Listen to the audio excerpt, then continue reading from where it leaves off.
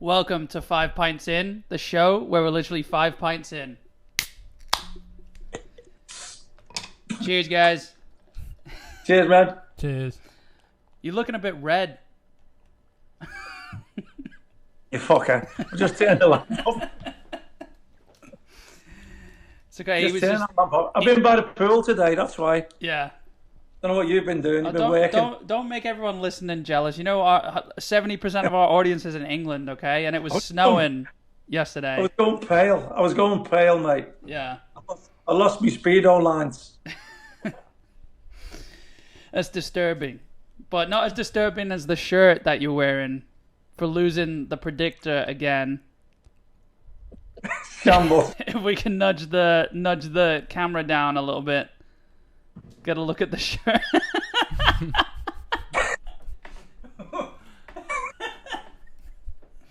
Okay, so that's why you didn't want to. That's why you didn't want to pull the camera down. It's fine. So, for anyone listening, he's taped the little bobblehead of himself over Jack Grealish's face on his shirt. We'll get a picture of that put on the Twitter. You know what? People have said I look like him anyway. You know what would have made more sense, though? You've got stickers of yourself. The little Panini stickers. Would that not have made more sense sticking out on the shirt They're stuck in my boot. than taping the bobblehead like he's a hostage? Like That's not a bobblehead. That's the scale. That Pinned on there. It's fine, though. That's funny. Same color shirt and everything. Yeah, everything. That's why I thought you wouldn't notice, but you picked it up. Yeah. I was just gonna tilt it as we were going, and see how long it took you to notice. Yeah. Well, if But I just Jack Grealish with his shrunken head. yeah. That's what he's been out with, his injury. Well, if it's anything like Jack Grealish, it'll fall off halfway through the episode. Yeah, we'll see what happens. Yeah. So Get yeah. a scream. Yeah. You'll know what it is. Yeah. We've got no crowd noises to cover it up. So you lost the predictor. It wasn't as bad as last weekend where it was like 3 points, 3 points, 2 yeah, points. you could have won. Yeah, I think it was 7-6-5. Did it come down to the West Ham result? No, I think I'd already had you beat. Connor beat both of us. I might not have finished last if I'd have got it because I think I had 1-0. Con, did you have 2-1? He did, yeah. For West Ham, yeah, I believe. Yeah, so if that was a switch round, I think we would have finished in a different order. But Yeah. look, at the end of the day, the results are difficult, aren't they? There's so many. Like I said beforehand, I was going to write them down and then flip them all the other way. They've been pretty easy lately. Well, it's a wonder, isn't it? Have you ever checked that? Checked Over the last couple of weeks, we've had a nightmare. Checked if you'd have flipped all your results around, how would you have been? Yeah. I mean, I haven't, no, but that I don't want to because it just shows that we're not just off, then we're completely opposite then. Well, I'm having a bad time, aren't I? Because I said I was going to put a ton of money on the quadruple. Yeah. Good job I didn't, and that whether that was me that bocked it or not, I don't know. No, it was And Chelsea. I did send you a text today. I know I sent you a text before the Chelsea game saying if I was going to have a bet, and I didn't mean, I wanted Chelsea to win, and obviously I want City to win it. If I was going to have a bet, 11-2 for Real Madrid to win the whole thing. It looks shit now. Yeah. But obviously, but before the game, I'm thinking, look, you only need to win 1-0 at Chelsea. Because City are 2-5, I think. So, there's no real value in that. Yeah. And then I didn't even look at the odds for Chelsea, mate, to be fair, because... Why? Well, either way, City's going to win it. So it probably would have been close to Real Madrid's odds, though. Chelsea could have beat all three of those teams in the semi-finals. Look, well, let's get one thing straight. I don't think Real Madrid or PSG could have. Let's be real. The only reason Real Madrid lost was because he spoke about putting a bet on them winning. So that's really how it works. I've helped a little bit. Yeah, but that means you would have bet. So let's say in this fairy tale world where you made this bet, that means you're betting against City. You're betting Real Madrid to beat City. Well, it is. Well, financially, yeah. But if I lose the bet in the final, I wouldn't care. Yeah. And if City lost, it would be gutted. But at least I'd have money coming back. That's true. And look, 11-2 for them to. All they needed to do was win 1-0, at Chelsea, and then it's even. Yeah. Then you're not getting 2-5 for Man City. You're probably now going Madrid are the favourites. So you probably would have got a better price for Man City if Madrid had gone through. I think, yeah. I also Madrid come down to like 2-1, maybe less than that, 6-4 in a 2-horse race. You should have checked the odds though before the City game yesterday, because you would have got better than 2-5 for City. Yeah, you would have. Yeah, I mean, I didn't go looking for it today. It just came up as I was reading. I don't know, it was on BBC Sport or whatever. Something came up, and I thought, 11-2. Wait a minute, being the top class gambling man I am, that's 5.5 to 1. That's not bad value. Yeah. It wouldn't have been bad value for them to go to Chelsea and win 1-0, and then even money's in the final. So yeah, but it's actually not the best odds, because it's almost like an intrinsic parlay, isn't it? So if you did Madrid to win and Madrid to win in the final, you'd probably get a better parlay than you would 11-2 if you parlayed those results together. People won't know what parlay is. What? Doubled it up. Yeah, doubled it up. Yeah. Yeah, double. Yeah. Yeah. Yeah. I was expecting you to come out with some word. Parlay. No. Well. Good American word though. Yeah. But basically, if you would have rolled the bet into the next one, you probably would have got better odds doing that than the 11-2. You'd have got I don't know 2-1 for them to win at Chelsea, and then probably 6-4 in the final. So would it be? I don't think it would. I'm not sure. Yeah. My maths isn't the best. Yeah. I don't know. I would have lost anyway. I would have lost anyway. So I'm actually quite happy it's a Chelsea City final because of us. Yeah. I mean, obviously. I mean, it's booked the tickets, mate. No. Did you check? 1,200 it looked when I had to check. I saw 980 round trip. But they let you in the country though from America. From what I've read, yeah. No quarantine. You just have to have a negative test. They're apparently allowing. They want to do the 25,000 capacity.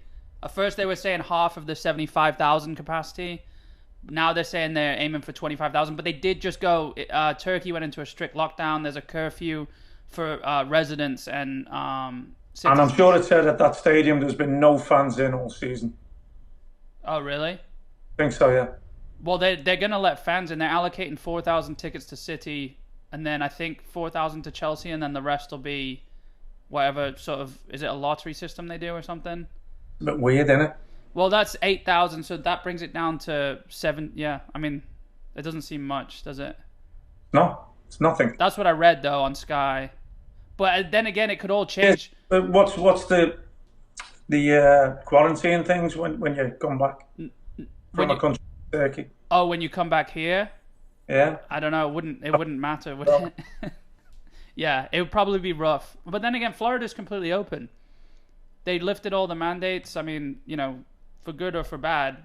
Like, I know people are having a lot different time in England because obviously we're speaking to people over there. How many mandates have you had?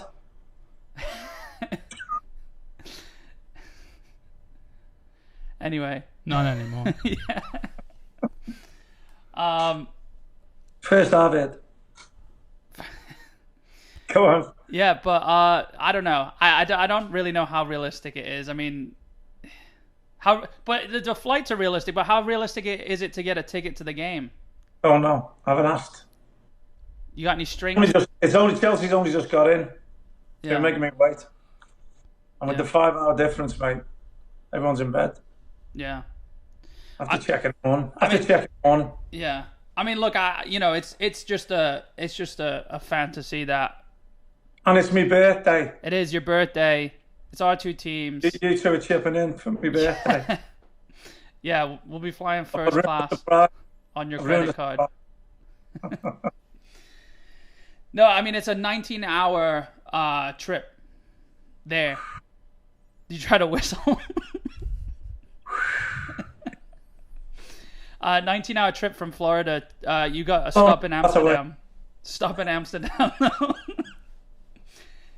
Yeah, either way, look, I'm happy. I just hope that, I'm really hopeful that the City fans get to go. Yeah, it's gonna be more than 4,000 though. It's yeah. I think they have to wait. So I don't think anyone from the UK is allowed there right now. Not at least unless it's what do they call it? Essential travel or whatever. I don't even know. I'm honestly not sure if that's allowed. May 17th, There is no more essential than that. Yeah, well. Then your team getting the Champions League for the first time. Yeah. That's definitely essential. Maybe, yeah. They're gonna apparently announce something. I saw this week they're gonna announce about the tickets. You know, that's what, like I said, that's what Sky have put out, the 4,000. But you know, it'd be nice if they can get half capacity. The only problem is Turkey's on the rise with their cases and on the fall with their whole lockdown and stuff like that. You know, so right. I don't know. And also, there's no beer being served in the markets or anything like that, or in the super. Yeah. Especially on my birthday. Yeah. I feel like Dr. Evil here with Mini Me. Yeah, and then that's who's that? No, Scotty is Jack Grealish, or what's his name? Seth Green. For people listening, they're gonna be really confused. You know, throwing it off there, didn't I? Yeah, you just gotta have to look at the Twitter. We'll post a picture of him with Mini Me on his chest. How many more prediction losses is that shirt gonna? Oh, I was gonna say how many more Mini Me's have I got? Oh, yeah. Do you just keep them around your house? Got a load. I got a whole team. It was my dream team. I hated me West Ham teammates. Still wouldn't start. So I got 11 of 10 of me and 1 of Trev. Big Ludo and 10 of me. That's funny. But yeah, so look, we'll get to the details of the Champions League games in a bit. I did want to go back. We don't want to isolate. We've got a lot of West Ham listeners, you know, and I mean it's been a big season for City and Chelsea, but it's been massive for West Ham as well. And there's still European football that back on track, mate. Yeah, I mean especially after going 1-0 down against Burnley, you know it didn't. You know what? For the first time in a long time, going 1-0 down. You know, we've had a little worry about being 3-0 up. Yeah. For a couple of weeks, going 1-0 down wasn't a worry. And I did tweet it out there. Great to see Lanzini, by the way. Yeah. Playing in that noble Declan Rice position alongside Souček. A little deeper than you think, yeah. Yeah, but mate, getting on the ball, sort of running the show. You know, picking people out, linking things up, looking like not like the old Lanzini, because it was always further forward and making something happen, but just linking the play and his work rate, and it's like he'd played there all the time, and yeah, you know, just to see him in the team. You know, I've been telling him since that Tottenham goal, remember? Yeah. And because of results, he hasn't really been getting in, and it is really only because of results. You know, because they've been getting them, and now it'll be interesting when everybody's fit again. And if they don't run out of games before everybody's fit again. You know, Antonio coming back and banging 2 goals in again. Yeah. 2 good goals. You know, they fully deserved the win, and I thought it was a great performance, mate. Yeah. You know, dominated the Burnley side that come off the back of a couple of decent results as well. Yeah. And especially going away from home, you know, they always talk about, everybody talks about, you know, especially when the foreign players come in, oh, can you do a cold night in Burnley or a cold Tuesday night in Stoke or somewhere like that? Yeah. And that's exactly what it was, you know? Yeah. You know, you know, over the years, the southern teams have been known to be a little bit softer, you know? Maybe it's not the same today. Maybe everybody's softer, but you know, go up there on a Monday night and go and get a result, especially when it was needed, so desperate. You know, with Chelsea, that 6-point gap must look daunting. You know, after you're in there fighting, you've been in that 4th place, and then all of a sudden, I know you got a game in hand, but all of a sudden 6 points looks huge. And now, when I look at it, and I look at Chelsea's running, and even Leicester could cock it up again. Mm-hmm. Leicester could slip out. They've got, I think, Man United away. I know they've got Newcastle first. They've got Man United away. They've got Chelsea in the cup final. They've got Chelsea in the league away. And then they've got Tottenham at home. Yeah. Their last games. That cup final might take it out of them. Chelsea do a number on them as well. And West Ham and Chelsea might creep in and push Leicester out. West Ham's run-in is, on paper, looks the easiest of all of them. Mm-hmm. You know, Chelsea have got to go to City this weekend. Yeah, Liverpool's looks pretty easy. We went over it last episode, didn't we? What do you think with what Chelsea's got on, Con, with the 2 cup finals? It could be them and Leicester that slip out. Yeah, Liverpool. I've been thinking about that.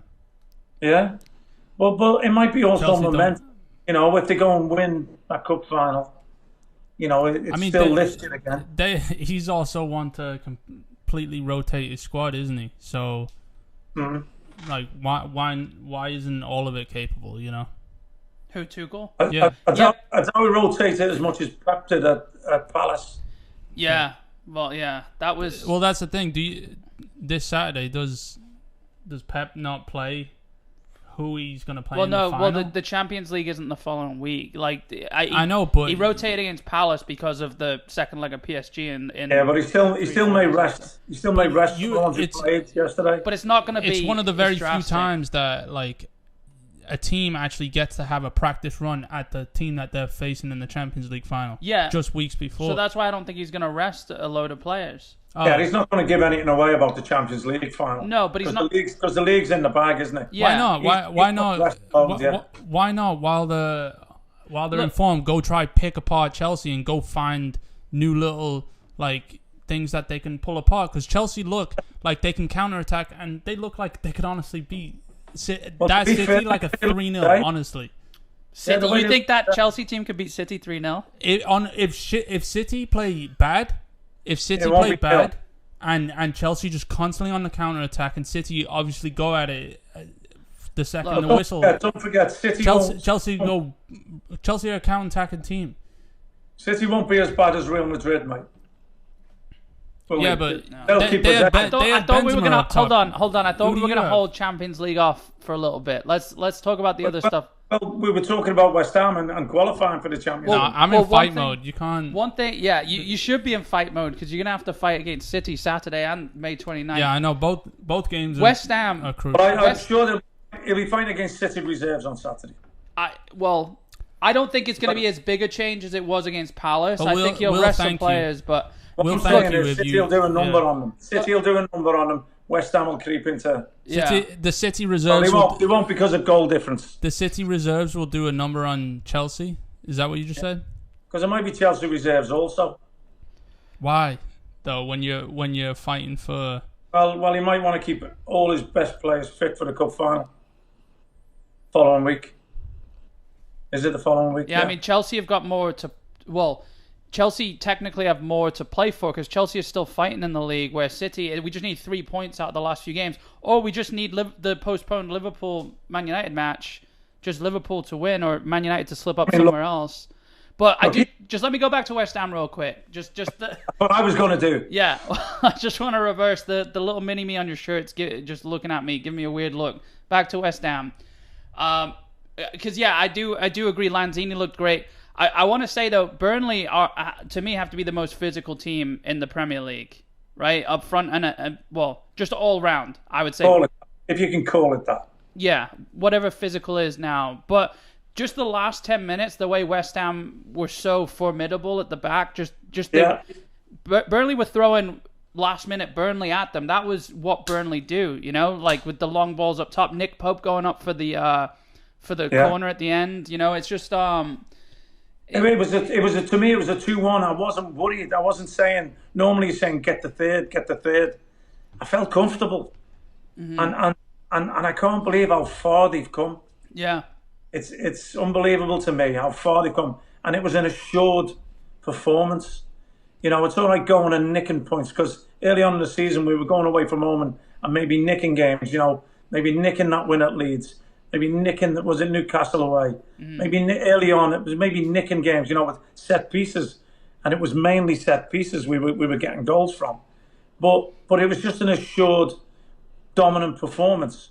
In possession, out of possession, looked comfortable also. Yeah, didn't you... He's got something, Annie. He's got something going within the dressing room. Without Rice... you can say without Noble, the leader out on the field. Yeah. I know in a football sense they don't miss him as much now, but as a leader, they, without him there, other people stepped up. Yeah. Everywhere. Other people everywhere stepped up. Well, it seems like all the players, like the Lanzini is the one that, I'm not saying he thinks he's better than the club, but the ones that see that have seen like a light at the end of the tunnel. He squashed the ego. Like West Ham, and we've said this before, but West Ham, with Payet, and I mean, what a brilliant player he was and is, and Arnautovic, but the big-headedness sort of that creeps in one or two players. Same with Arnautovic did the same, mate. Yeah. They had Anderson, who wasn't bad in that way, but he was a little bit flimsy and weaker when it comes to the battle. Yeah. Although I thought he had great ability, it was another one of them players that maybe thought they were a little bit better than the club. Yeah. I may be a little bit harsh on him there because I would have liked to have seen him succeed there. Yeah. I like Anderson. That type of player you wanted to watch, so. Yeah. But the Arnautovic bit and the Payet bit, I know Payet still loved. Arnautovic Moyes transformed him into a top centre forward. Yeah. And then he did what he did. But, I don't even want to talk about snakes anymore. I had enough of that last week. Or the week before. The week before, yeah. So, but he seems to have got a camaraderie and a belief in that dressing room. Yeah. And they work for each other now. Don't get me wrong. I know people have said how good Souček has been all season. I can see Lanzini playing in there alongside Declan Rice. Yeah. And that's what I would do. But when they talk about Souček and, okay, he's got, 8-9 goals, which have all mattered, to be honest with you. Oh, yeah, big time. Soufal has been the better sign. Soufal. They talked about Souček being Hammer of the Year. Soufal's been a better sign. Yeah. He's brought that Julian Dix, Timmy Breaker type, back to the club. Yeah. You know what I mean? He's gets stuck in. He's there's no airs and graces about him. He does the work. He bombs on. There's a couple of times during the game I think it was Antonio. He was bombing down the right and it just needed a little roll to him. Yeah. And Antonio went and shot wide. But he's still willing to do it. Yeah. And he's willing to go again and go again. And in the past, you'd have said, you know what, 2-1 lead. To sit back and soak it up and possibly give goals away. But they didn't look like that. No. They look like a transformed team, and a team not belong where they are. Every game's going by and it's ebbing away to what? 3 left, 4 left? 4, yeah. 4 left. And they're capable of winning all of them. Yeah. They may have to, but they're capable of winning all of them. Well, yeah, I mean, they could, and they could still fall short if they do. So it's kind of, they need a little bit of luck with the Chelsea and Leicester maybe slipping up a bit. But I mean, Jesse Lingard, we can't go without mentioning him again.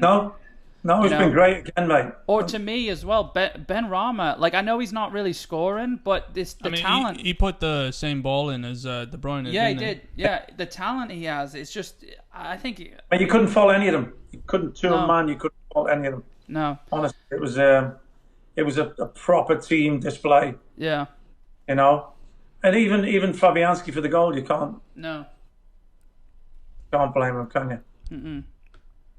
No, I think Moyes has really got them together. He's really I mean, maybe last season was good for him. Maybe, I know it wasn't good for anyone who supports West Ham really because it was nervy up until the very end. But well, look, mate, when we talk about it, it's since they came back from lockdown. Yeah. It's not just this season. It's the last few games. Yeah. When was it? May, June, when? June, I think it was maybe. Yeah, because it seems forever ago that I was at the last game, Arsenal away. Yeah, in February, I think that was. It seems like forever, yeah. Yeah. More than a year. Way more than a year. Yeah. Just looking forward to going back, because if it is like this, when it opens up next season, they're going to add to the squad. Yeah. Hopefully they can sit in amongst that top 6. It's going to be great in there, mate, because the times I've been there, there's been a bitterness and a sourness a little bit at the London Stadium. And I always said it's down to the people on the field. Yeah. Now, the people on the field have found themselves. So I'm just thinking the difference it'll be being in amongst the crowd. Yeah. Don't get me wrong, I'll be a little bit envious because I love everybody talking about Upton Park at a bowling ground, whatever, Yeah. Our time. I love everybody talking about it. I love the fact that we all got invited back for that last game, and the way it went down. I love that. And, but I still want them to move forward. Yeah. I mean, just buy a front man. Yeah. Just picture like I don't know who it's going to be, but like a Valencia or someone coming in the Europa League, coming and playing at the London Stadium. The atmosphere, just a European night. What's wrong with the Champions League? Or Champions League. Sorry, I guess I'm showing my hand a little there. Imagine Bayern coming. Madrid. Obviously, Champions League is obviously still possible. To me, I don't think Chelsea's going to lose that spot. I think Leicester could. It's really... Hey, we kind of don't need to fight for it anymore because May 29th, there's this little rule that's in place, but... Oh, the runners-up of the Champions League get a Champions League spot? No, and we've done it before.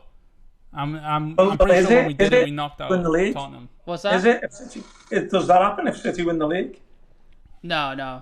No? No, I was joking. Wait, if City win the league, what? Dude, Chelsea get... If City win the league and the Champions League? No. Does England get an extra spot in the Champions League? No, fifth? It's happened before. I'm pretty sure the rules changed. I'll take it. What? I'll take it and then... Yeah, either way. And then sacrifice the league and then go for both finals.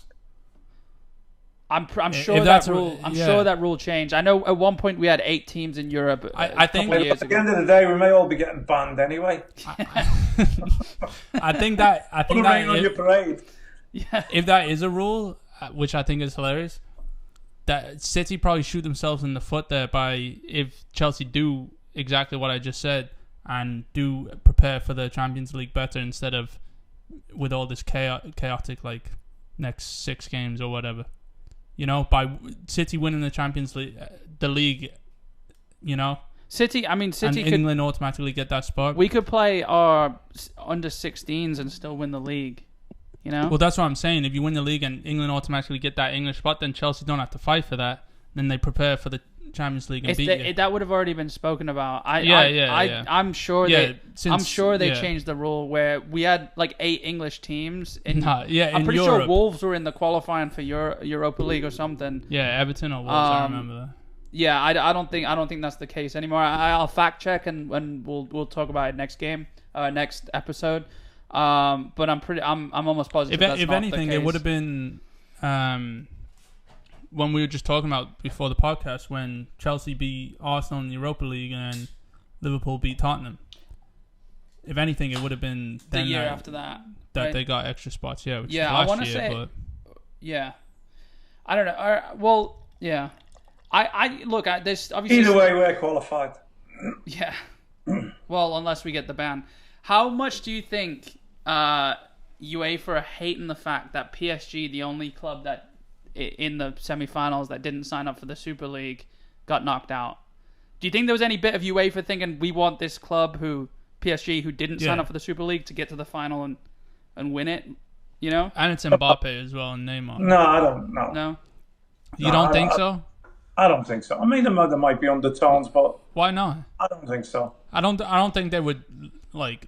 They were technically the only one of those 4 teams that were loyal, Yeah, but they're not allowed to, are they? They're not allowed to show any bias. No, I know, but they'll be putting the refs out there as well. So any inclination of anything like that. No, I know. I don't mean they let it publicly known. I'm just saying it's just kind of. I'm sure it crossed one of their minds. Neither. What?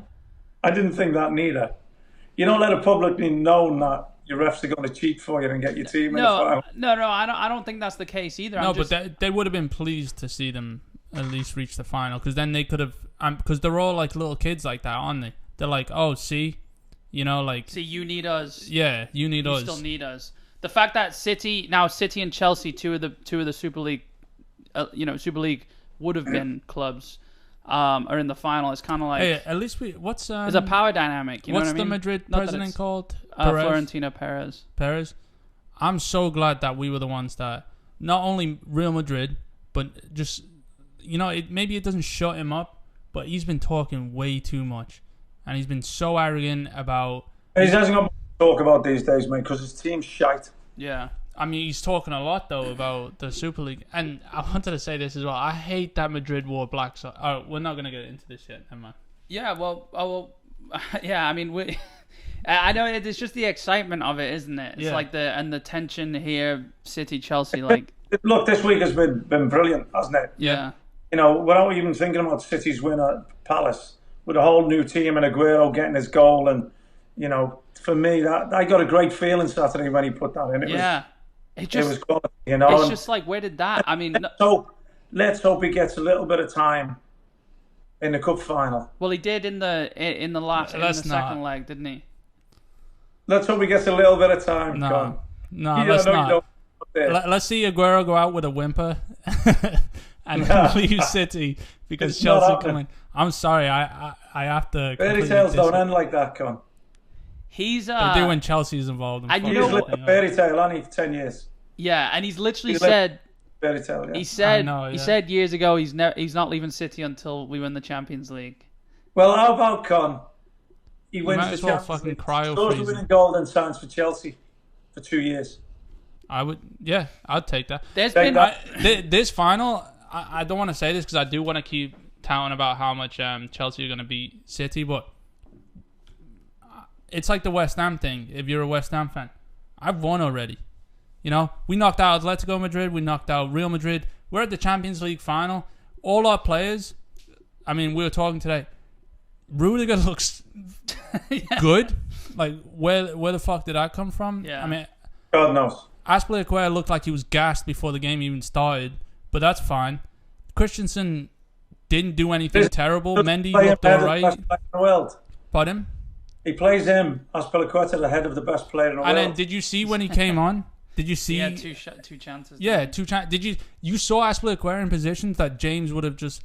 I don't even need to talk about James today. Like I'm flourishing with because you're running out of shit to say. I'm not because he comes on and within those little couple of minutes. I agree. He's a great fullback. I didn't bring this up. He just brought that up. Okay. I'm just disappointed. Your two shirts are in the final, and Jack Grealish didn't get there. Yeah. Maybe one day. I ended the last episode with that. No, don't. Not in a City kit, mate. Don't. Yeah. I hope. I'm gonna have to eat me words if it happens. Aren't I? Who would you prefer at City though? Would you prefer Sterling or Grealish? I don't know if are the rumours true about Real Madrid and Sterling. Apparently, what do you mean? Are the rumours true? There was a year or two ago where he had the Madrid shirt. But he's not part of Pep's first 11 anymore, mate. No. So it all comes down to price again. So when he was wearing the shirt, or when he had the shirt over his shoulder, whatever it was, he was worth 120. I would say 150 million. Yeah. Now they're talking 90, and oh really? I would say less. So it's a different transfer, really. That's what City. You don't want to know my number. City have priced him at 90. I think Sterling's in the process of wanting more and more wages as well. Yeah. How about he goes and takes Hazard's wage, takes his number, and then we just reel him back to us. He can get fat if he wants, but as long as he comes in every so often. On today's performance, you'll have him back. Are you joking me? Yeah. Mate, was No. First of all, don't blame Hazard for that. Every time Hazard, I'm not blaming him. Every time Hazard got the ball, he looked dangerous. Who else do you blame? Who else can you blame? No. But Azpilicueta was on him like a dog. That's why he had him. Shit. Real Madrid are a shadow of themselves. Of 100%. Yeah, 100%. And he's just come back from injury. Yeah, he's coming back from injury. First full games. Yeah. Even though he got taken off. And still, when he's on the ball, he got shoved off a couple of times, and Thiago Silva kind of bodied him, which was nice to see. Yeah, he was. Which, it is what it is. You live in Madrid for a while, it kind of becomes a part of you, doesn't it? That Belgian temperament. How? Yeah, okay. him and De Bruyne. Yeah. How? All right. Well, there's no doubt about it. We're already in the talks of the Champions League games, so we might as well just roll with the flow, go with the flow here. So first of all, I just want to say, what is wrong with these these continental European teams and falling down. Like, I know it's bad in the Premier League, but it's not anywhere near as bad as Nacho going down today screaming. Screaming. Did you hear his scream, Yeah, because he's got his toe stepped on. Who was it, Havertz? Who weighs, what, 150 pounds? Like, it was nice to see. I mean... today, by the way, Con. What? Havertz. Oh, yeah. Yeah, he looked really good. Yeah, he did. And, all right, I got millions to say about him, but what I wanted to just say was, I was so satisfied with, like, when I saw that, because it just made, like, Madrid look timid. They look like the weaker side, PSG like physically. As well. PSG, and that's what I'm saying. Yeah, same shit. It's just like, and that's it. It wasn't always the case with Real Madrid because they would kind of bully you, but do that a little bit as well. Mm-hmm. It was like, to almost rally you up. Exactly, but they've like turned into Atletico Madrid, where it's like now that's a part of their game plan, is to who can get yellow cards, who can do this. Like, they already have it figured out. Like, this is what happens when you're used to success. And then it slowly gets taken away from you. You start to become petulant. You've been saturated with trophies and medals and everything going your way that much. Yeah. That when it stops, now all of a sudden you revert to other things to try and hold on to it. Yeah. That's what happens, mate. And that's what's happening with Madrid. It's probably happening with Barcelona as well. Mm-hmm. Yeah, a little bit. Because they're deteriorating as well. But what's with PSG? Are they just... for me, they've taken over the other two. Yeah. I was about to say. Yeah, but I'm just saying the Barcelona could. Yeah, they're all the same. But Barcelona could have a spike from nowhere from their academy of just like two amazing players.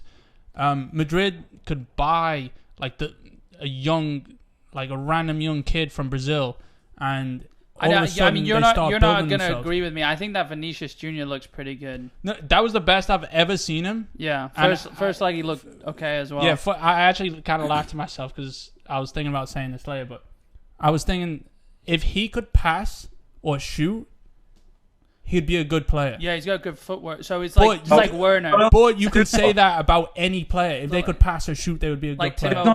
If he's not passing or shooting, what is he doing? That's my point. He's just wasting time. He's good on the ball. No. What he's good at, he's not good on the ball. He's good at doing these skill moves that he's only practicing. He's not good at like actual situations where you have to think for yourself. He's gone, all right, let me lock in skill move 13 and I'll do this. And then it's like, once he's done today, it's like he's kind of shot. There was one today where he's done like a little bit of skill. It just on the corner of the box. He did well today, and I'm surprised they took him off because he was kind of, on his best day, he destroys Chilwell. Con, I was impressed with Chelsea today. Yeah. Oh, I'm over the moon with them. Yeah. Every time they got possession, they looked like they could score. Yeah. Madrid was exactly the opposite. Mm-hmm. I said in the first leg, they looked like 1-1 was okay. They looked like they didn't care about going for the second. And Chelsea should have. Like they thought 1-1 was okay. And Chelsea should have won that. I couldn't understand it. Yeah. And I was impressed with Chelsea today, mate. And even, Mason Mount has impressed me a lot. You've said about Rudiger. I'm still not happy with Chilwell, but we won't talk about that. Yeah. Because that's a negative. Because he has started doing it. When we talk about people doing PSG. Yeah, 100%. He got a bit niggly, didn't he? That's what happened. That's what happened. I mean, I actually texted you, didn't I? Yeah. I texted and said, Herrera's going to get sent off. Yeah, you did. I had a feeling. I just got the wrong ex-Man United player, didn't I? Yeah. So it was before that as well. Yeah. He ended up getting taken off, but I had a funny feeling that that's how they'd go. The thing with PSG is... why don't we just... That was him who transitioned. Okay, yeah. I was just double checking. The City game happened before the Chelsea game. Okay. So. The thing with PSG is Pochettino has no control over that team. Zero control over that team. Did you read what he said? Over the 2 legs, they were the better team. Well, that's ridiculous. They didn't have a shot on target. So Tottenham didn't win a thing. Over the 2 legs, they were better than Madrid. I think you can say that. Yeah, but they did. Okay. Their last shot on target was the 28th minute of the first game. They didn't have a shot on target after that. So that's a tribute to the City players. Yeah, every one of them. I thought that was one of the most complete performances I've seen. Beforehand, when we spoke, and I said I wasn't too happy about the false 9, in the home leg. Yeah. But he pulled it off again, mate. I think. Yeah. He pulled it off. Well, I think. Yeah, I mean, I think he's not thinking I'll go a false 9. I don't need a striker. He's thinking this completes the team. This, De Bruyne being in the middle does a certain thing, and he's not thinking. Pep always thinks and I've said this in good and bad. What? No, go on. Pep isn't thinking about the end product. He's thinking about the lead up to it and how it gets there. Like he's not. It's like, and I know I've said this exactly. It's also a different scenario. You go into the first leg, and you want to be a little bit cautious. Yeah. But we were flat in the first leg. Especially in the first half. Second half, we picked it up a little bit. I wouldn't go as overboard as everybody did. No. We got 2 goals, but I wouldn't go overboard. We did pick it up, in a football sense, but it was right from the off in the second leg, mate. The thing it's a different scenario because you're going in a goal up. Yeah. You're going in two away goals. Now they've got to come at you. But the difference for me is we always had somebody in there. In the first leg, we had nobody in that position, and they're supposed to rotate. Yeah. It doesn't matter. There's no centre forward, but somebody's supposed to be there. And they wasn't in the first leg, but they was this time. And the way the game played into City's hands, but the way they defended to a man, every one of them. Yeah. Diaz blocked about Zinchenko. 4 or 5 shots. More, Stones, yeah. I'm a believer in Fernandinho ahead of Rodri as well. I thought that was a good choice before the game. And bringing in Zinchenko. I love João Cancelo. Yeah, I know that. I said Pep saw something in that first game, brought Zinchenko on, and it led to the goal. His defensive. He puts his cards on the table. I think he thinks that's my best 11 players. Yeah. Right this second.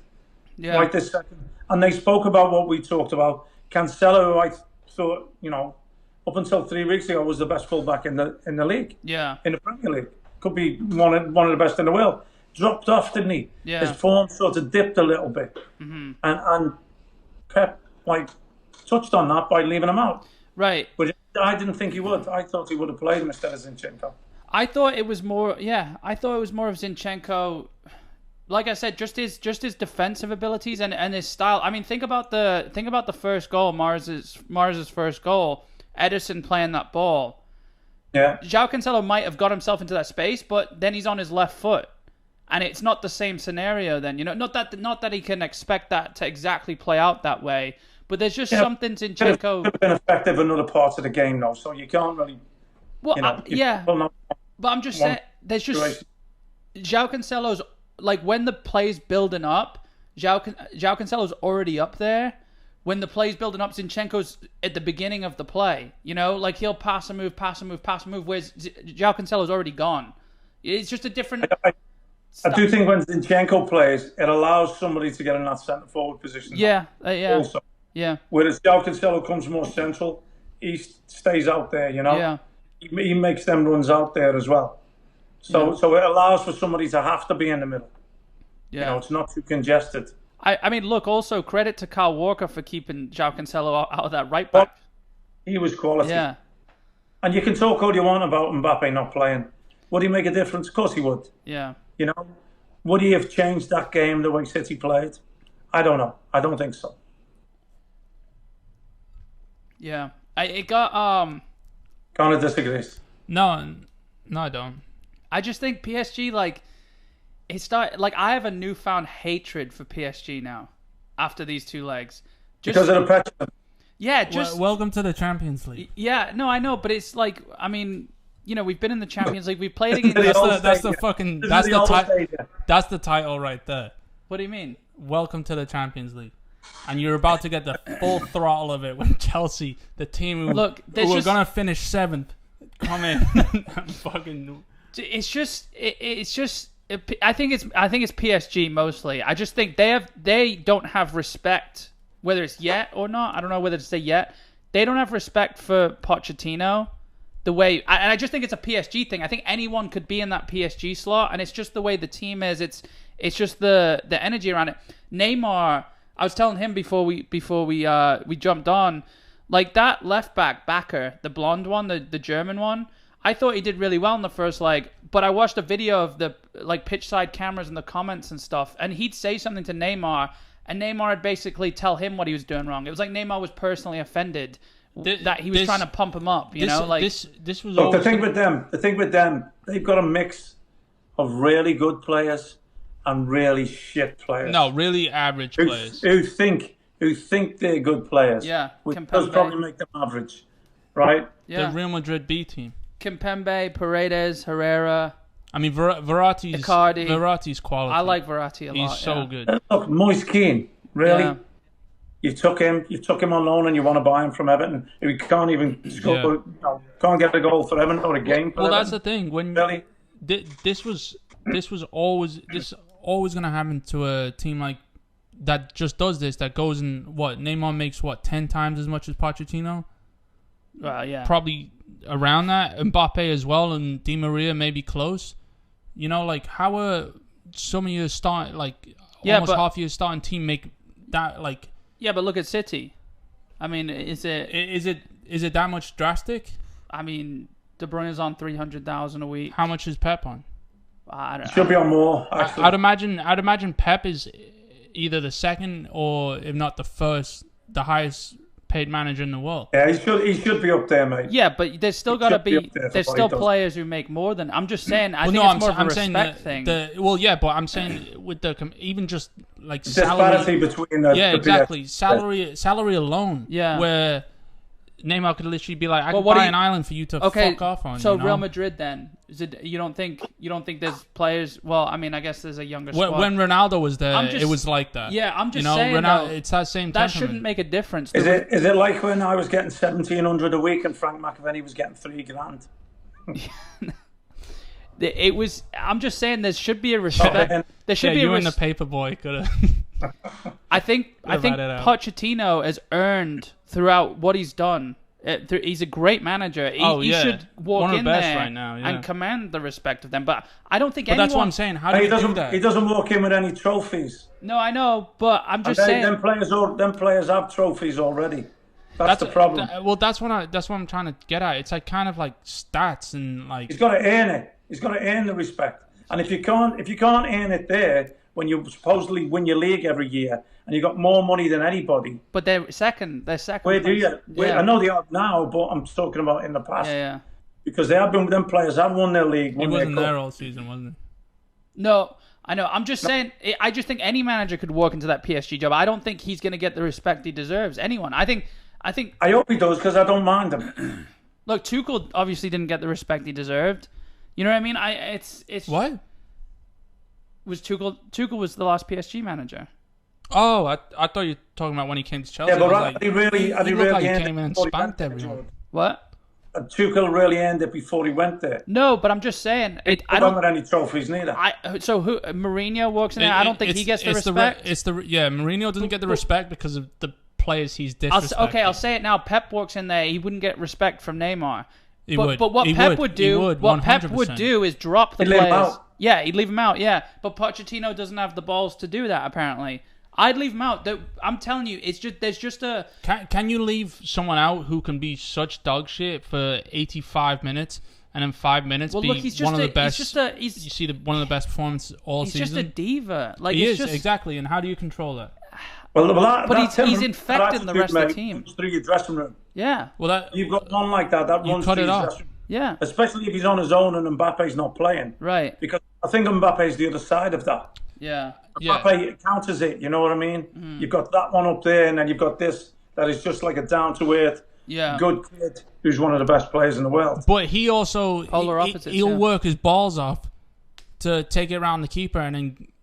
Give a tap into Neymar. But look, it's so he's like affected by it as well. Hey, listen, talking of the best players in the world, Phil Foden. Yeah.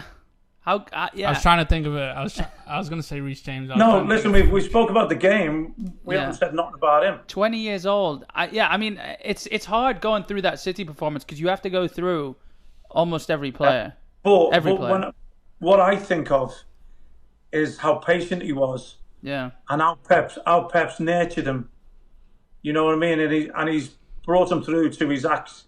He's shining right now at the right time. Yeah. You know, and I he's think been doing the same thing though. Yeah, but mate, he looks like he's got 5 times stronger and 10 times faster. Yeah. And his confidence. His confidence after the first leg, he's going up to Neymar, like putting his arms. He's like tweeting Mbappe, isn't he? He's tweeting Mbappe. He's gone up to Haaland. Like he's so confident. Like a good kid.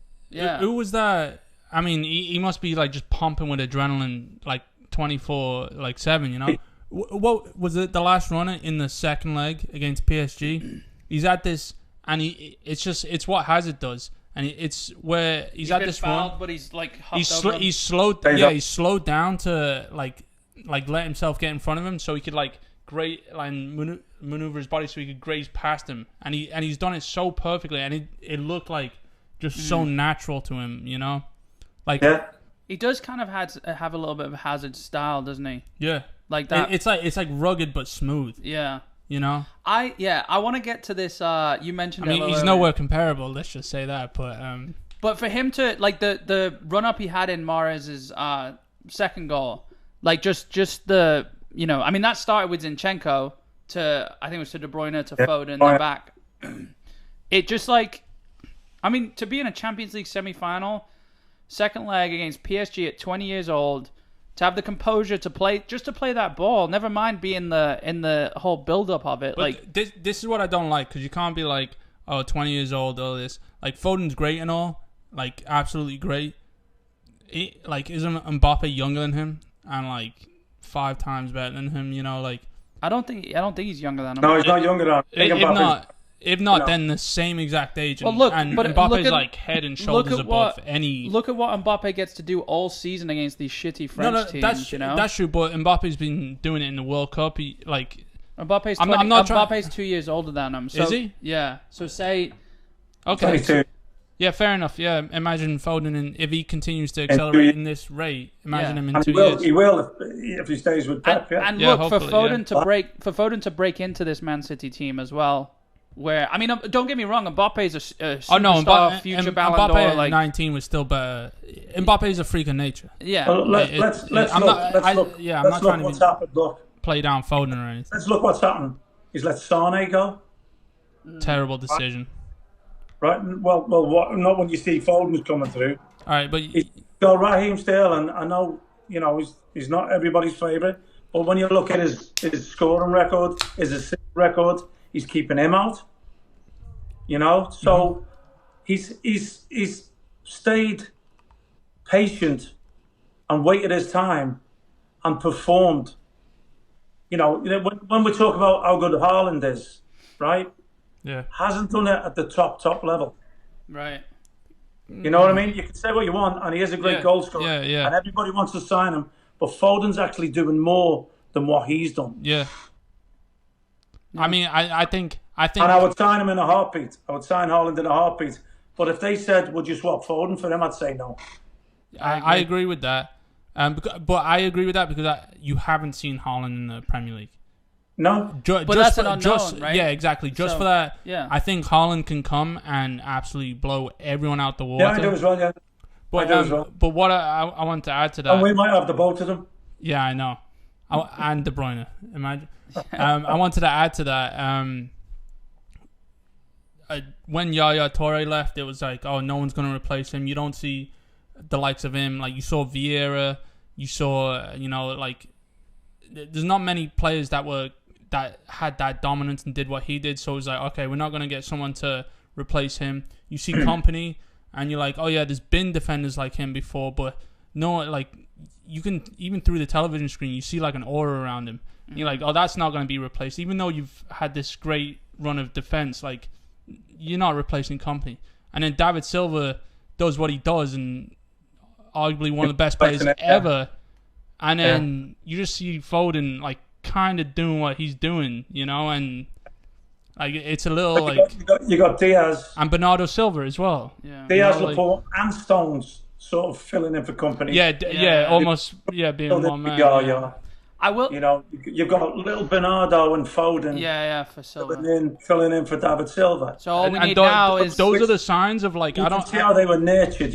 Yeah, this is why I hate when people call City like a I mean, what do they call you? They call you plastic fans and like all sorts for the. I mean, I've had it. Don't talk about the oil.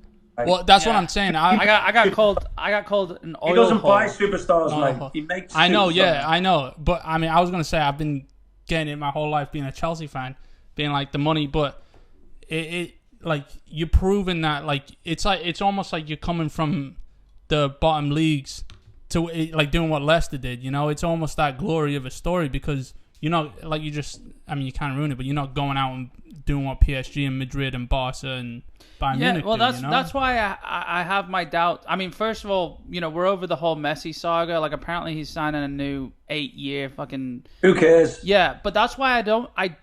That's why a part of me thinks. I feel so bad. A part of me feels that we're not going to sign like Haaland or someone that big because we don't spend like.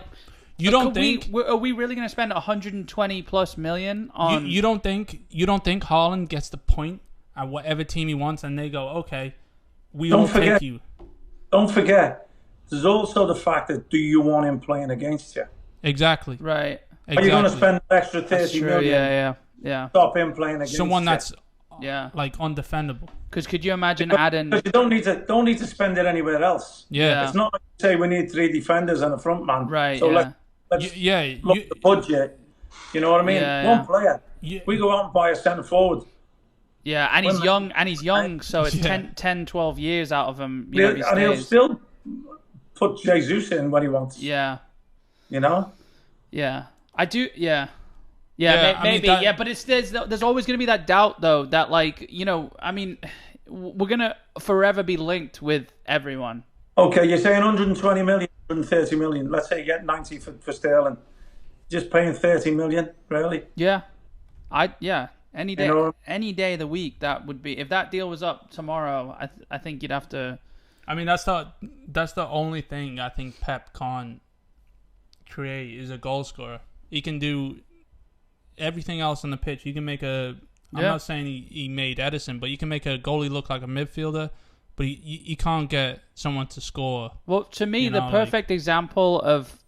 Like, look, well, I mean, look, you can point to multiple points on the pitch, but Kyle Walker, Delph, when he pulled him to left back, and the job Delph did, I know he wasn't like well, that's what I'm saying. He could do it all over he could pull, do the weirdest. But he's not going to be able to kick the ball in the net for you. Yeah. Look, at the end of the day, you could make Kevin De Bruyne the centre forward. Yeah. But we're still. But when you play Fulham, you don't play Kevin De Bruyne up top against Bayern, do you? No. Exactly. So we do need a centre forward, and Haaland is right there. I don't think Dortmund are qualifying for the Champions League. What are they, 5th or 6th in the 5th? I think in the Bundesliga. There'll be a flurry of clubs, though, mate. There'll be 5 or 6. All the top clubs. Do you think there's? Look, you played with his dad. Is there was rumors that his dad was in talks with City people? Do you think there's anything? Don't talk about that. Dad was what? His dad's been in talks with City people, apparently, about him. I can see that. I think Alfie enjoyed his time there, mate, to be fair. Yeah. He was well liked by the management and that, by the fans. He was. Kept me out of the team a few times. Yeah. Different type of player, but, when we were struggling a little bit and they wanted a little bit of more steel and box-to-box in there. Not that I couldn't do that, but I was 34, 35 at the time. Yeah. So, but he's a good lad as well. I would imagine he's still got that affection for City. Yeah. And look, why wouldn't you want to go to the best club team in the world? But it won't be down to his dad. It's down to his agent. Right, yeah. But I'm just... We all a little bit out there. Well, but this is also the thing that Haaland does complete the City side because you are that much better than everyone else on the planet that, like, now you're competing with the best teams ever. Like the Brazil sides and like that Barca side and a couple of Madrid sides. Yeah, like you are actually arguably like one of the best teams ever. Yeah, I think why not? What? Did that take a lot for you to say that? No, I'll say that with ease as we beat you in the Champions League final, but that doesn't mean we're better than you. Yeah, that doesn't mean we're better than you. We can beat you on our day.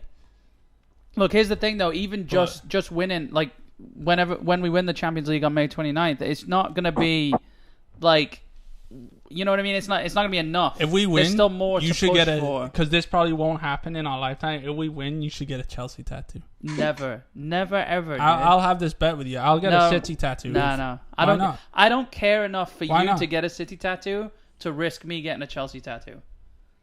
He has a Grealish tattoo. Like, I think it's fate, mate. That you knocked us out the FA Cup. Yeah. You stopped the quadruple. You're not going to stop the treble. And I think the last thing any team wants is for Pep to get a look at how you're playing in the moment. You know, like that's my confidence going. No, Chelsea is so unorthodox. You can't. No, because I think Tuchel's finally finding his squad. He's going to bring on Pulisic in the 60th minute, Ziyech in the 65th, Reece James in the 70th. It's what he's been doing. It's like he's got his starting 11. You're smiling because you know he's done that the last four or 5 games. I'm smiling because you're underplaying Chelsea right now. Well, let's hold on. We could argue all day. I want to. No, what? Reading something. Yeah, what stat are you looking up that you're trying to trump us with? I'm not. Oh, okay. Can we? I was thinking about last week when you two went at it for about 20 minutes. I thought you were just going to leave me sitting here again. Yeah. No. Can we talk about one thing? So, two things. I'm split between. I don't two get my stats ideas. from the phone, by the way. I get mine from here. So you just make them up. Yeah. I didn't realize Azpilicueta. Oh yeah, sorry, I get them from here. Azpilicueta didn't. I didn't realize Azpilicueta wasn't at Chelsea in 2012. No, yeah. He signed that summer. Season. Yeah. So there was no Chelsea players now who were in that squad. I was trying to think of it last episode, and I was like, Pet's check dancing around it. Yeah, but he's not. Yeah. He trains with them. Yeah. I want to talk about you mentioned it earlier, the Jim Beglin thing, right? I thought I deflected it. I thought I distracted you, mate. Took you off it. You said it. So just going back to, first of all, why pointing the finger? Is it going to be something controversial? Yeah. So first of all, just how petulant PSG got, and then the Di Maria stomping on Fernandinho. And then Jim Beglin on the US broadcaster said it's that Latino fire, right? Or that Latino temperament. Temperament. And you know, he's a. Is that wrong? Is that wrong? Fire would have been better, but he's a. Is he what? Fire, yeah. But look, temperament. It's like what you know. I liken that to when people say English people like a drink.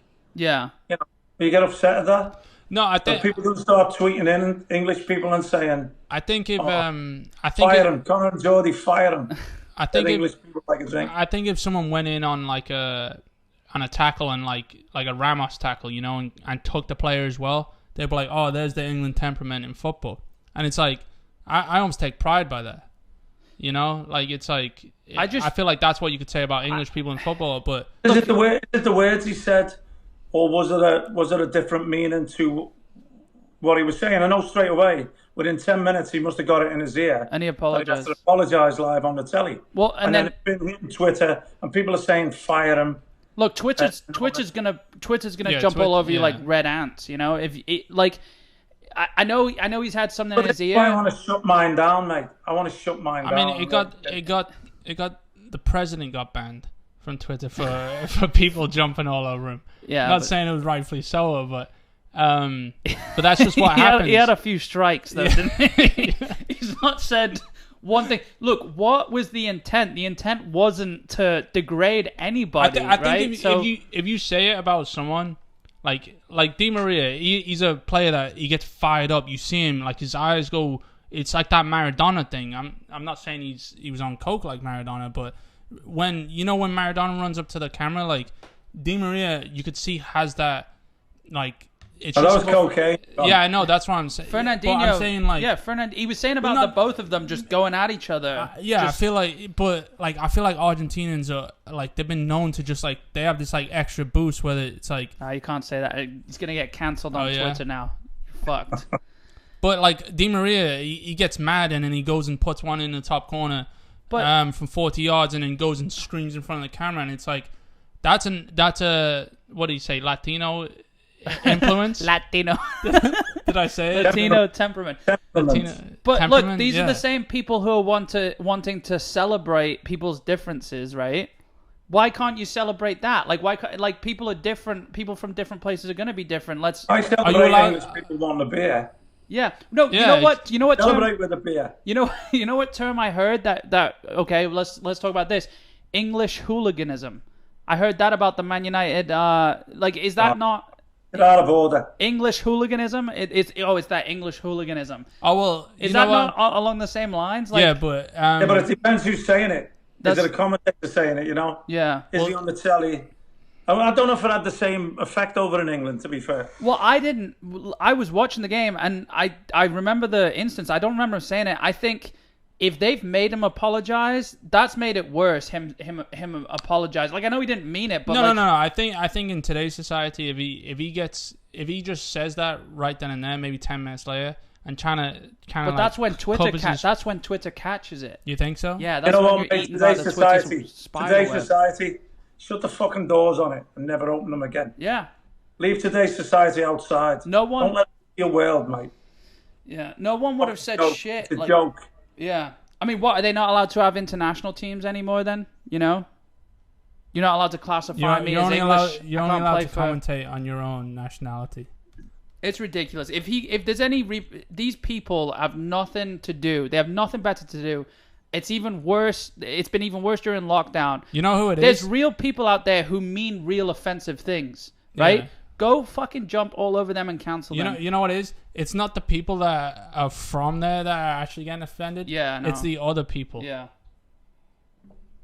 It is. White people. Arseholes. Yeah. Is that what you meant? The arseholes. Yeah. These warriors, these social media warriors, it's ridiculous, and I really hope nothing happens to Jim Beglin, and I hope who is it, CBS or whoever's the newscaster, CBS, yeah. who I hope they don't take action just to make a statement, ESPN or Sky doing something like that, but yeah, I don't know. I think it's ridiculous. I mean, we can leave it at there. I just look at the end of the day, what happened and who did it and where was he from? Yeah, was he not just stating the fact? He's stating the fact where he's from and what he did. Yeah. Was he just stating a fact? Yeah. Have you never seen it before? Yeah. Wait. Did everyone go quiet? I mean, I completely agree. No. When did he say it? Because I didn't hear him say it. When Di Maria stomped on when Di Maria was going down the tunnel, like when he was just walking off the pitch. And he was talking about both of them. He was talking about Fernandinho and Di Maria. And he was just saying... it is a fire. It is a fire, but it's also a petulance. Yeah. Well, he just said it's that Latino temperament. Nobody's going to take offense. Nobody's going to take offense at the fire, are they? Right. So he didn't... Brazilians aren't Latinos. Temperament, he meant petulance and fire. Right. So which one you want to choose... You're not going to get offended by one, but you're going to get offended by the other. Yeah. So you choose the offensive one because you're a fucking arsehole. Yeah. Aren't you? Yeah. Yeah. If you're sitting, I wonder why when I look this podcast up, it says abrasive or something, or there's a little warning on it. Yeah. Parental. Explicit. Yeah. Parental advice. That's the one. Yeah. Oh, when you look this one up. Yeah. Well, yeah, because the first few I didn't mark it and they kicked it back, so I have to put explicit, But you do. Am I allowed to say though? I had a pretty funny idea in the beginning of the second leg, City PSG. I think you can let us be the judge if it's funny or not. Okay, but I already sent it to you, and I don't know if you got it. But I was talking about Parisian snow angels all over the pitch. Yeah. I thought that was a pretty good one because they were all over the floor. I'm not going to explain. Yeah, exactly. Yeah. No. But it was hailstones, not snow. There was snow on the ground. It was hailstones. Okay, it was a hailstone angel then. That sounds like a biker gang. Hail's angel. Yeah. Yeah, but I mean, I was sure Chelsea were going to beat Real Madrid, can we talk about how good Kante is? Yeah. Yeah, you can, mate. I'll give you that one. I was hoping. I thought he was going. I swear he was going to City after that Leicester season.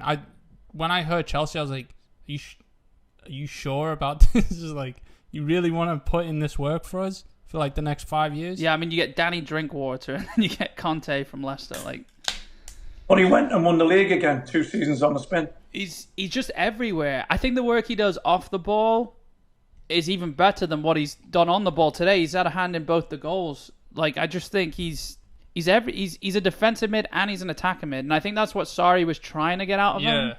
But he didn't quite. It takes time. Yeah. I mean, they were saying Tiny Tommy Tuchel, his contract's only 18 months. Yeah, so he's gonna get a renewal. He's already. Right, I doubted him. I doubted him about 5-6 games ago. Still, I remember you said it was luck when they were still on the 12 win streak or something. He's got them playing, mate. Yeah, I think he's a great manager. I really do. I think. And can we just talk about? I mean, we don't have to, but I'm just gonna say how much better he was just than Frank Lampard, and how everyone was just trying to sympathize for Frank Lampard. I've actually got a quote from Jorginho here about, and I don't know if it's out of order, him talking, just how do you feel about this? So Jorginho, after Lampard's left, has said, I'll be really sincere here on Lampard. I believe, given he was a legend at the club, he skipped some steps necessary for learning before moving to a big club. I think that was him in his career, not his managerial sense. Yeah. I think we touched on that if Derby had got promoted, it would have been better for them to be at Derby. Yeah. The Premier League. I think we touched on that at the time. So maybe that. Look, he's a friend of mine as well. So, I know Connor's not a big fan. No, but I mean, I think I also get my own right opinion about him. Of course you do. Considering what he's done, I mean, he played for your team as well. He scored against us for your team. Yeah. Look, I mean, I definitely get to. You can't deny his numbers. Leading highest Chelsea goal scorer ever. Amazing. Yeah. Amazing. I can though. I can pick it apart. But what I will say is, did you defend it? Would be like. And I do believe Steven Gerrard's the next Liverpool manager, but it would be like Steven Gerrard skipping Rangers, or doing 1 season with Rangers and not winning what he's won this season and going straight to Liverpool. It's a big ask. And Solskjaer's managed around. I know he has, so it's a little different.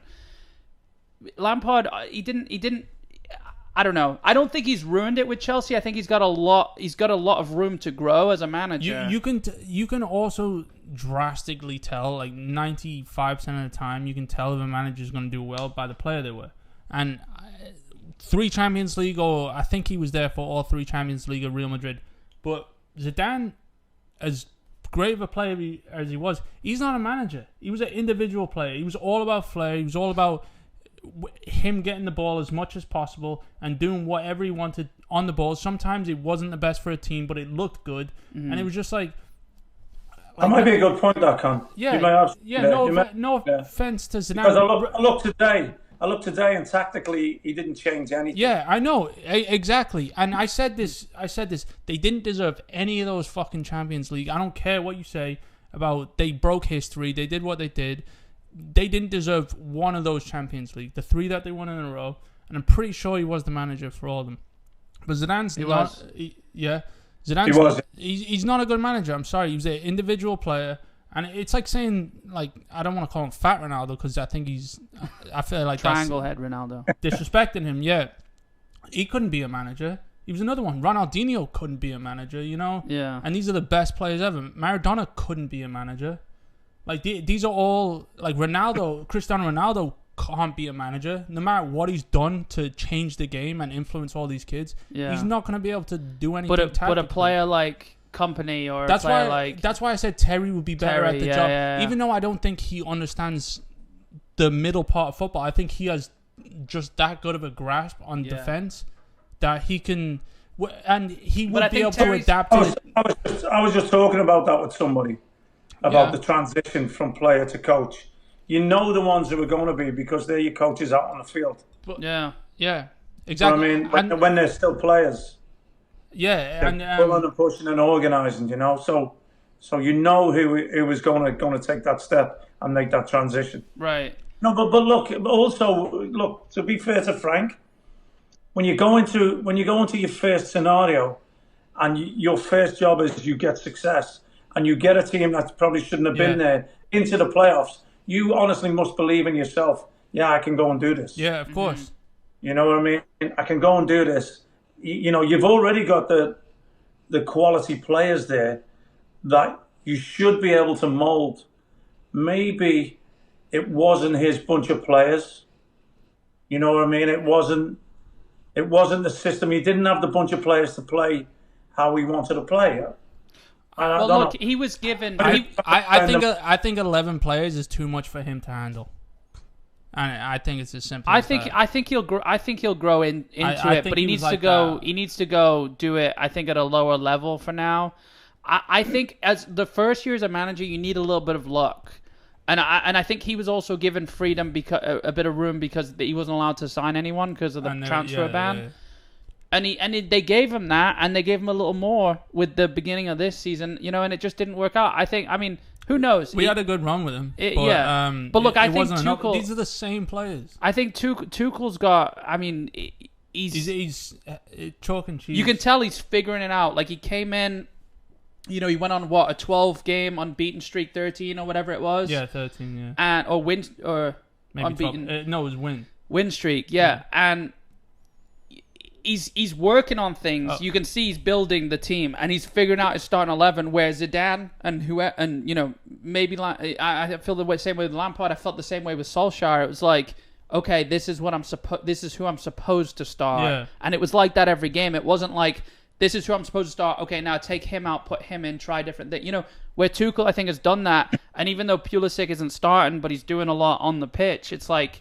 Yeah. That's right now. That's his formula. That's taken him to a FA Cup final, Champions League final. And he will continue with it. Yeah. If it works, he'll continue. So he should, you know. I mean, I think.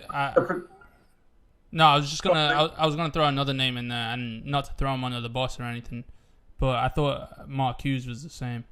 You know, I just think he went into managing like thinking like I think if Mark Hughes had an amazing team. He would, if Mark Hughes had Zidane's team, he would do wonders with them. But when he was at Stoke and that, it was like you can't really have Mark Hughes out classing the Stoke players in training himself, you know. And I'm sure I'm not saying Zidane did that at Real Madrid, but he doesn't exactly have the Real Madrid players around him, you know, like Mark Hughes didn't have the. That talk's been going on about Zidane for a while, like that. You know, about his coaching side of stuff. Yeah, no, I'm not trying to completely doubt it, but it looks like you see. I personally see holes, and to me though, it looks Real Madrid's biggest problem is go spend some money on some players or bring through some like young talent. They're trying to bull up these superstars, and you got Bale sitting there who goes and does what he did in the Premier League. You know? I don't think Bale wants to play, especially not at Real Madrid. Yeah, but if you give him the cushion.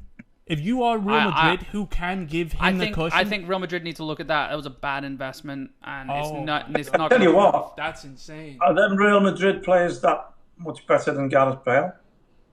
No, but they want to play. None of them. They want to play though. Bale doesn't want to play. Bale. Part of he wasn't playing. Part of his issue was he was being left out, and then he just sort of fight for it. Out of love with them, didn't he? Fight for it. The fans weren't on his side. Are they paying him too much? Like it's just it doesn't matter. I think that's the same thing with Hazard. It's like you can't expect. But that's what everyone you take to on come at Real and do Madrid. Cristiano Ronaldo. You can't expect because also, I mean, I know it's not far off, but Bale and Hazard they don't cheat as much as Ronaldo. They don't. Like do those like little nuances. Yeah, exactly. To where it looks like he's getting ragged on, and he comes on and scores a worldie. You know. Yeah. Like, I mean, either way. I mean, Bale Ronaldo obviously sets the stage. Bale has the talent, and he has the talent to be the best Real Madrid player. In fact, he is still, even though he's at Tottenham on loan, he's the best Real Madrid player.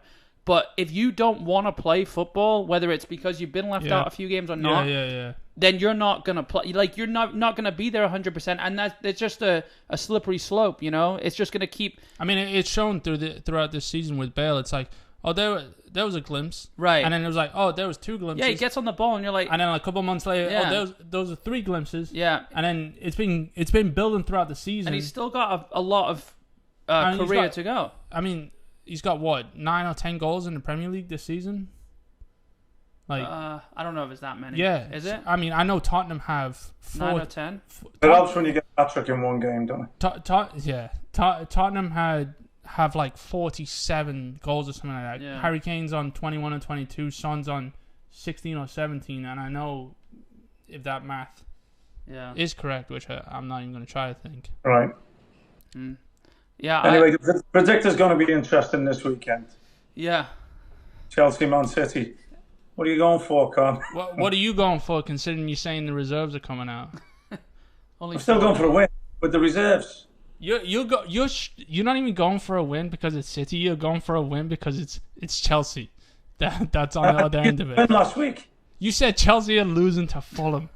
No, he didn't. Oh, no, he didn't. No, 2-0. Yeah, look at the predictor. I had 2-0. Yeah, you're right. You have had some dodgy Chelsea predictions. I'm pretty sure That's you had because the first game throughout the season. Yeah. Hey, look, I put out there that West Ham would lose some weeks, so I don't follow me heart. Yeah. It's me head. And if I think Chelsea are going to lose... Is it that one? Or the one on your chest? I haven't got a... Coming up with the ideas. I haven't got a hatred for Chelsea. I haven't got a hatred for them. Not like Man United, anyway. No. So what? Okay. Hey, what about that fiasco? Yeah. No, I was going to talk about that after we let's get our Chelsea City predictions and then we'll get to that. All right. So Saturday predictor, Connor, you just deflected that. What are we thinking? What's your result? I didn't deflect it. I was. You did a little bit. No, he did deflect it a little bit. No, he was talking, so I wanted to call him out and saying on what he said before. But yeah, Chelsea win. Yeah, but what's your predictor? You have to remember what you're saying to put it down as well. Yeah. I mean, can you blame me? It's been such a great day for Chelsea. So yeah, I'd be happy, mate. What I told him though is the PSG team we beat were better than that Real Madrid team. But yeah, that's what I'm saying. They've overtaken Madrid and Barcelona. Yeah. In my eyes. But we beat that PSG team. I don't know. And you're forgetting that we are the only team other than Bayern, but they have to be in tip-top shape. We could be in the shittest form and still beat you. I'm not saying... Right, I've said this 20 just give times. us your score. Yeah, I've been for the last few years. No. This has been...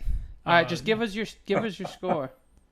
Don't worry, I'm recording all of this and playing it back. I'm recording it. I'm gonna take it out. It's a podcast. It'll be recorded. I'm recording it myself. May 30th, 29th. Yeah, no. No. It's his birthday. I'm gonna let him weep by himself and celebrate. I'm gonna let you weep by yourself, and then the second it turns 12:01. All right. We beat you in the Premier League the first game away from home. 3-1. Yeah. So you're talking like you're gonna come to the Etihad and just absolutely. It won't be a reserve team like the reserve team. You're talking like you're gonna go into the Champions League and not be wearing a full nappy.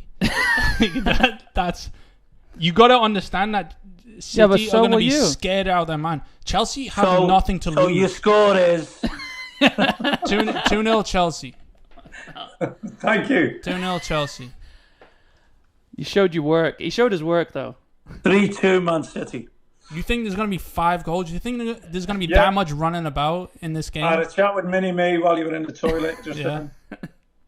And we reckon there's going to be 5 goals, yeah? It's going to be 3-2. It's going to be 2-1 City. All right. Moving on. We can fight about it next podcast after the game. We'll see what happens. I mean, I won't have to fight. Okay, I would like to know how it would be 3-2, but well, we scored 3, you scored 2. It's easy. That's crazy. Yeah. I'm just kidding. That's one of those scores that Uncle John would make fun of me for putting a bet on, because it would be like 405-1. Not that far away from a 3-1 City win. You might get your second in the last minute. Okay, You don't think we score first? Well, wait a minute. He's got 2-1. It's not far away from 3-1, and you break away in the last couple of minutes and get your second. You're also talking about the two teams that have played the most games or something like that, right? You know what? He only asked me the score. He didn't say explain myself. This is the conversation he has with himself when you send over text. Yeah, but when you say something, it needs to make sense. So it does to me. Look, I've finished last. Yeah, so this is why I'm questioning what you're saying. Yeah. You're forgetting the rest of the season, aren't you? Well, look, so we've got 2-0. Clean sheet.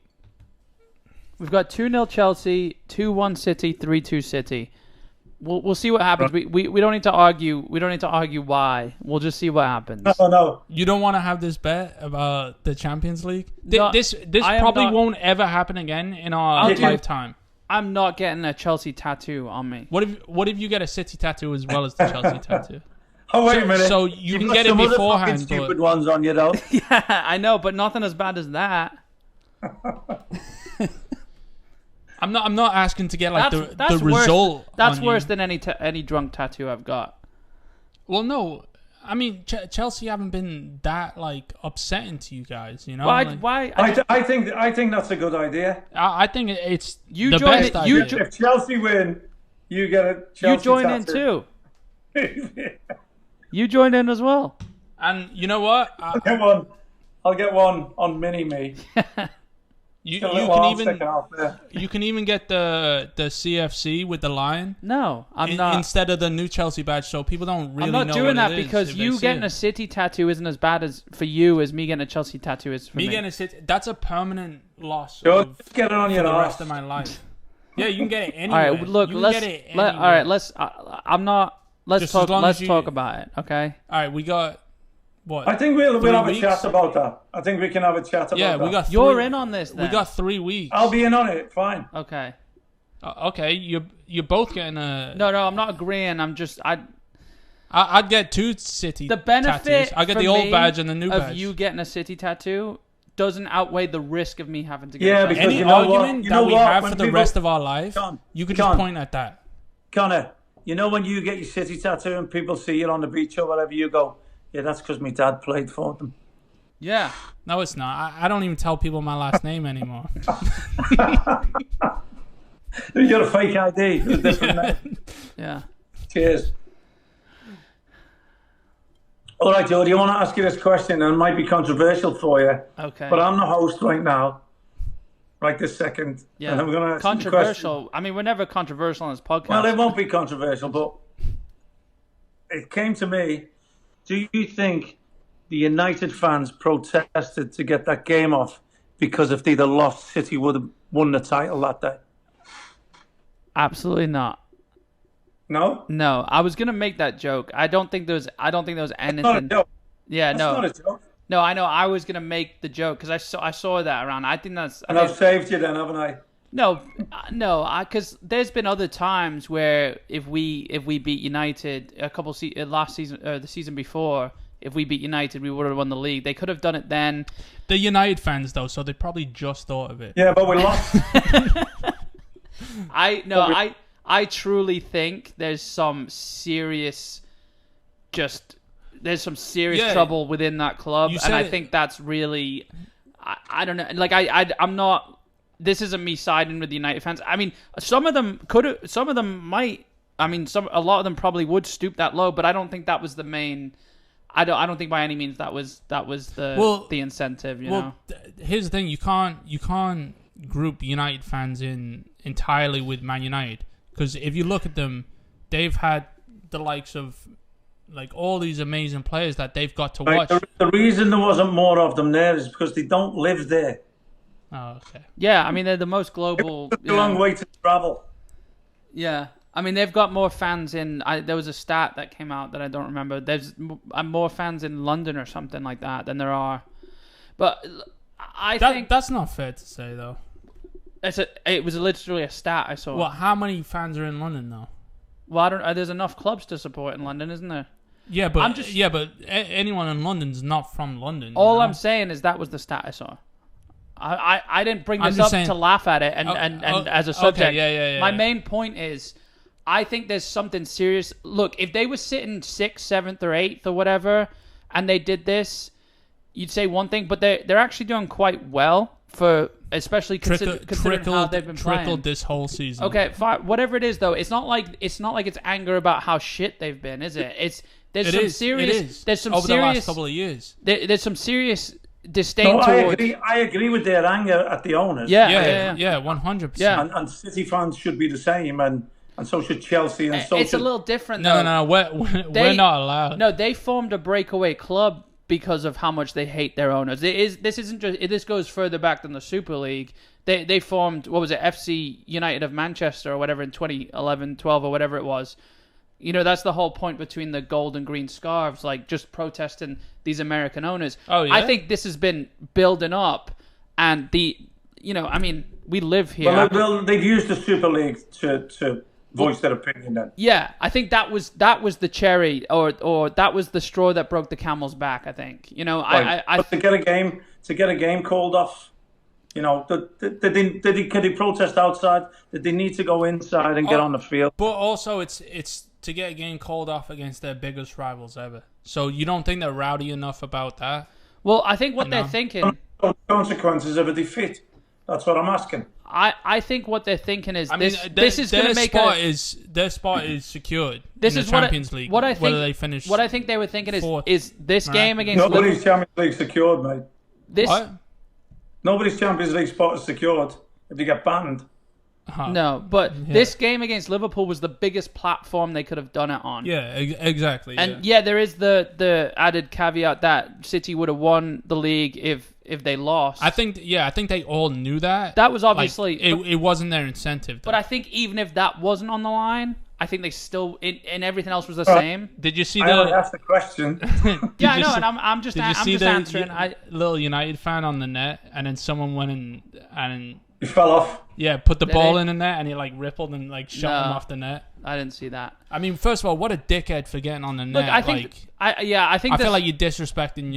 They definitely took it. I think there was people in there who just went for the chaos. No. I only took the fucking baby.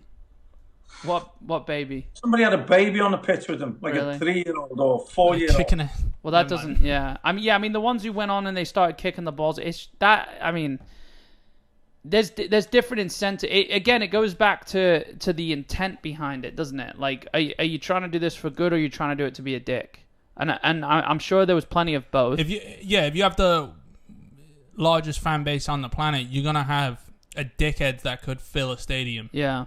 I think there's seriously something wrong intrinsically in that club, though. And I saw a video of Sky trying to interview one of the Glazers in Tampa.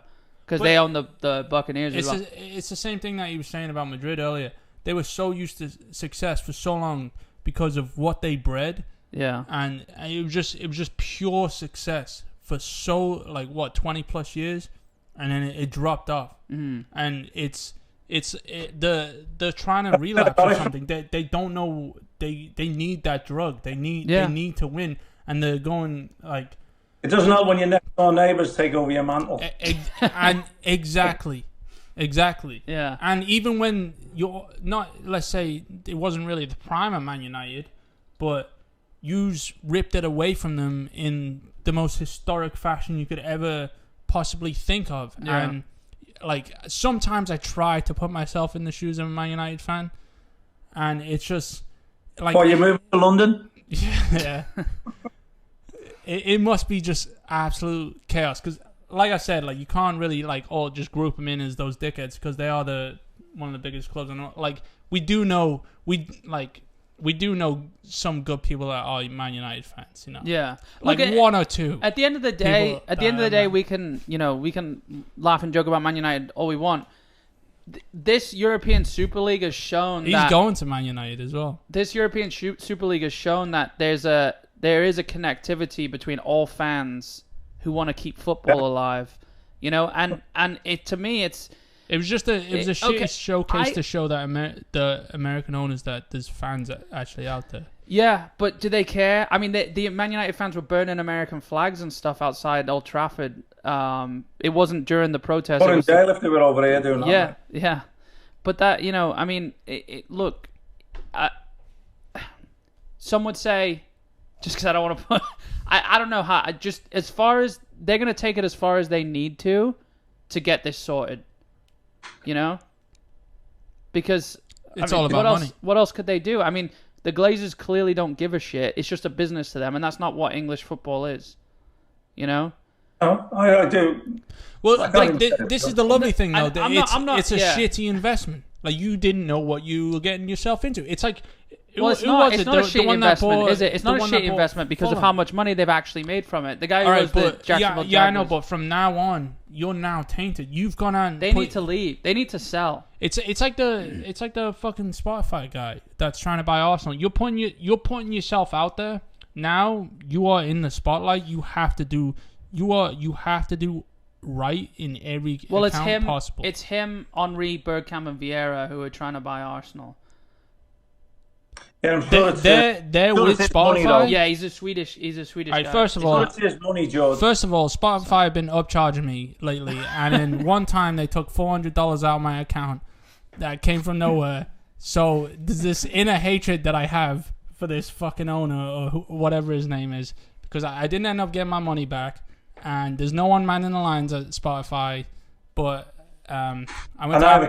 the club balls. I went to if he takes over, I'll get your money back. Can you? I went to Apple Music for 9 months, and it was the worst thing in my life. So I ended up having to buy Spotify again. Hey, I went under a different account though, so if they took it out, then don't talk about it. Some people are listening to this. I don't give a fuck. It's Arsenal. It's Arsenal. We're just having a family conversation now. Does anyone have $300? We can do this after the show, okay? We can do it after the podcast. Yeah, I will say though. Look, Man United. The owners are. The fans want. Can we not give Man United any more airtime, please? I know. But I'm just saying. This is what they've done. They've made it talking about. They've made the spotlight. That wasn't English. They've made it talking about. So the Man United fans want someone from the Glazers to go speak to them in person. They're not going to do it. Look, Chelsea have invited fans into their board meeting and have opened up to fans. I don't know how that's going to look. Yeah, and Roman Abramovich is just spanking them. Roman Abramovich can't go into England because of his passport. He's not allowed in the country because of visa. Dan, he's got some he's happy days, man. Some Russian guy, yeah. So, but yeah, who knows? This is going to play out for seasons, if not the next decade. It's going to change things. It needs to happen soon, or it doesn't need to happen soon, because this is how Chelsea works. What?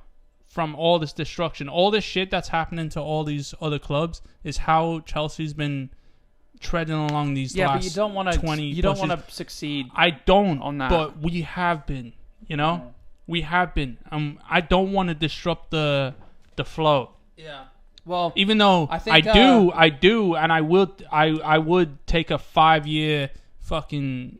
If we went down to the championship for 5 years, but came back like fully like cleansed out and not just so money driven and like manager hungry and like fucking just disrespecting players and managers and just anyone in football in general. Like I would love that. Yeah, but.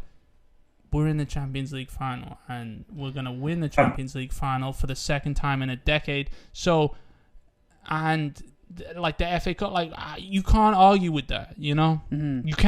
You can, but your voice is very little.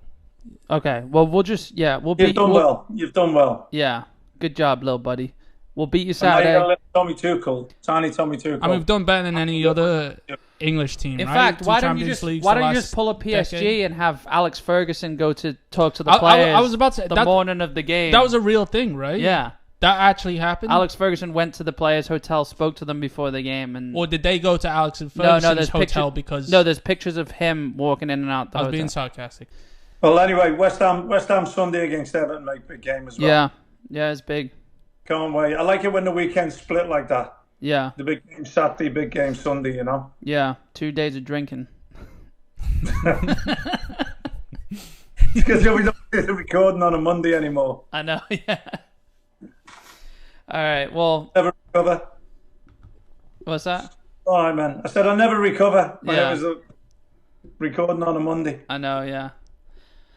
Well, there's no Champions League next week, so week off. Been a good day. Been a good 3 days. I said this to here with you two. Yeah. I said Monday, didn't I? I was like, because we planned to have the podcast Monday. I was like, and then when we decided Wednesday, I was like, all right, then we could just talk the whole time about the Champions League. Celebrate now. Yeah. Yeah. Been a good 3 days. And it has. Anyway. I know we're going to have a podcast and obviously talk way before then, but I mean, May 29th, whatever happens, you'll still be on the podcast. No. I honestly, like, you got to the final. You deserve it. You definitely deserve a Champions League trophy. Don't know if it's this year, but we wish you luck. I wish you luck. You'll be holding your hand when you get your Man City tattoo. I honestly, I hope the better team wins. And I always want that. Thank you. I always want that. Just all right, mate. All right, guys. Yeah. Well, they will. Don't worry. We've got like 3 weeks of podcasting to do before it, so we can say more. No. Yeah, I know, but we just figured out the scenario, so I'm just saying it right now. Okay. Because next week, and the next week after that, where I'm just slating both of you. Okay. I want you to look back now and see that. All right. I'll call you Saturday afternoon. Yeah. Well, thanks for listening, guys. Thanks for listening to us rant. I'm actually empty. And some tears anyway. And if anyone knows anyone at Spotify, Connor's missing $300. Cheers, guys. See you next time. See you later.